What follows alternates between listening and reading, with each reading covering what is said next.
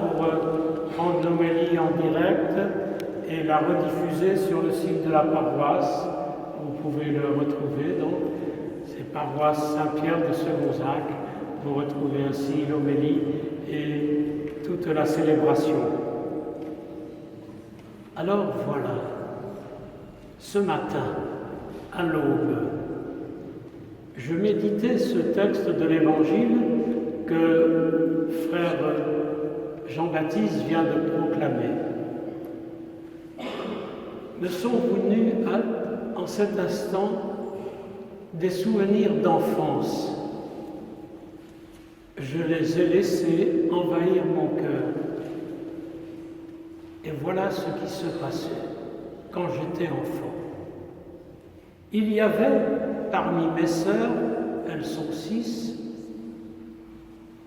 4 encore en vie, il y avait parmi mes sœurs 2 sœurs aînées, Marthe et Marie. C'est pas leur prénom. Solange, l'aînée, Colette, la religieuse, et donc la cadette. Il me semblait que ces 2 femmes, l'aînée mariée, veuve 18 mois après son mariage, sans enfant, cette femme a passé sa vie à s'occuper de nous les plus petits. Elle était là pour seconder maman.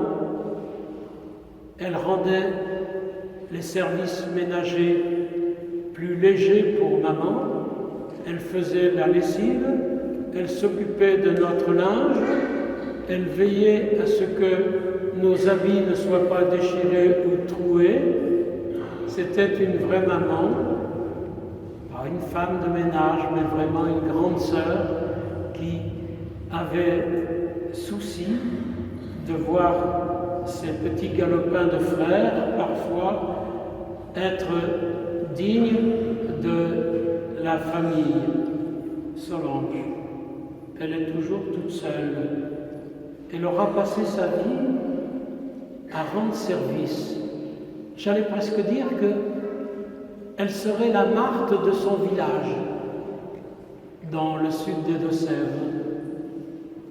Elle s'est engagée dans les services sociaux, elle s'est engagée dans la catéchèse, elle s'est engagée dans la pastorale, elle est encore à un âge bien avancé, elle est encore active pour accompagner les familles en deuil, faire des célébrations de sépulture et être présente à ceux et celles qui ont besoin d'une écoute, d'une attention, d'un soutien, d'une prière. Marthe, d'hier, celle de l'Évangile, c'est Solange d'aujourd'hui, celle de ma famille, mais ce sont aussi toutes ces femmes que vous êtes, que vous connaissez, mariées, célibataires ou religieuses, et qui donnent leur temps gratuitement au service des autres. Alors moi j'ai rendu grâce, j'ai remercié le bon Dieu ce matin de mettre sous mes yeux cette sœur aînée qui m'a appris à rendre service. Puis, je me suis attardé auprès de sœur Colette, qui a rejoint le bon Dieu déjà, institutrice, religieuse, engagée toute sa vie, elle aussi au service des autres, au service de ses jeunes frères et sœurs. Et je peux vous dire qu'elle ne nous faisait pas de cadeaux quant à la tenue de nos cahiers d'école, de notre connaissance des leçons à apprendre, et je ne vous dis pas au sujet du catéchisme. Il y avait intérêt à connaître les questions et les réponses. De sœur Colette, je retiens l'attitude de Marie, la Marie de l'Évangile, à l'écoute des autres dans son métier d'institutrice tout le temps qu'elle a pu le réaliser jusqu'à sa maladie. À l'écoute des autres, dans nos revendications, nous, comme nous étions enfants, dans nos désirs, dans peut-être nos caprices aussi, à l'écoute des autres parce qu'elle était à l'écoute de Dieu. Elle n'aurait jamais supporté que nous nous tenions mal pendant la prière familiale le soir. Elle nous aurait sans doute remis en ligne, comme on dit maintenant. Vraiment, je rends grâce à Dieu pour ces deux sœurs, Marthe et Marie, ces deux sœurs de l'Évangile, qu'il ne faut pas opposer, comme je n'ai pas opposé Solange et Colette.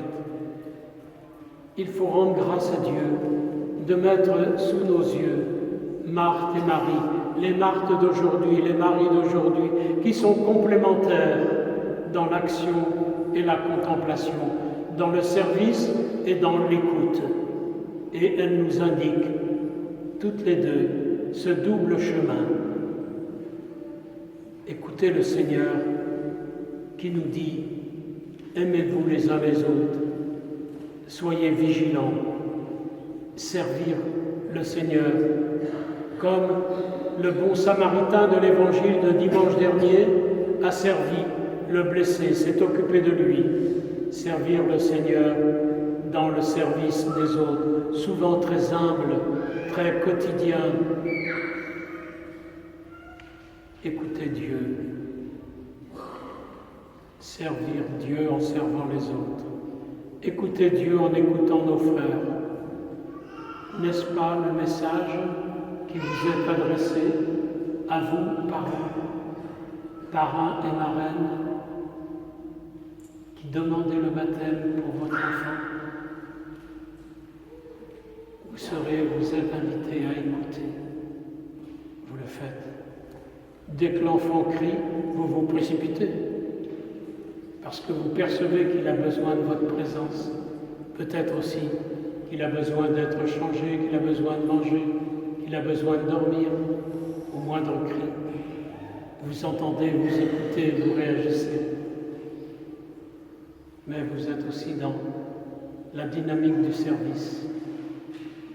Ce n'est pas un service d'esclave, c'est un service d'affection, d'amour, de communion les uns avec les autres, toujours, parce que vous bercez votre enfant de tendresse, de bonté, d'affection, la tendresse de Dieu, la bonté de Dieu même, l'affection du Seigneur à notre égard. C'est le sens du baptême que nous allons vivre dans un instant. Et puis particulièrement, nous allons vivre ce baptême avec de l'eau que vous avez rapportée de Lourdes. C'est ça. Alors cette eau va être versée dans la vasque et cette eau nous signifie aussi la présence d'une maman, Marie.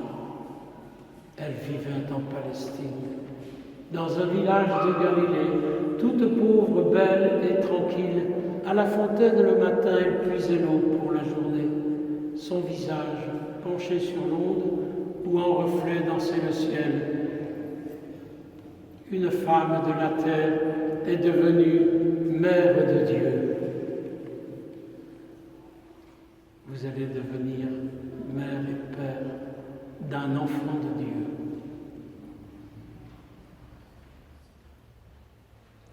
Une femme de la terre est devenue mère de Dieu.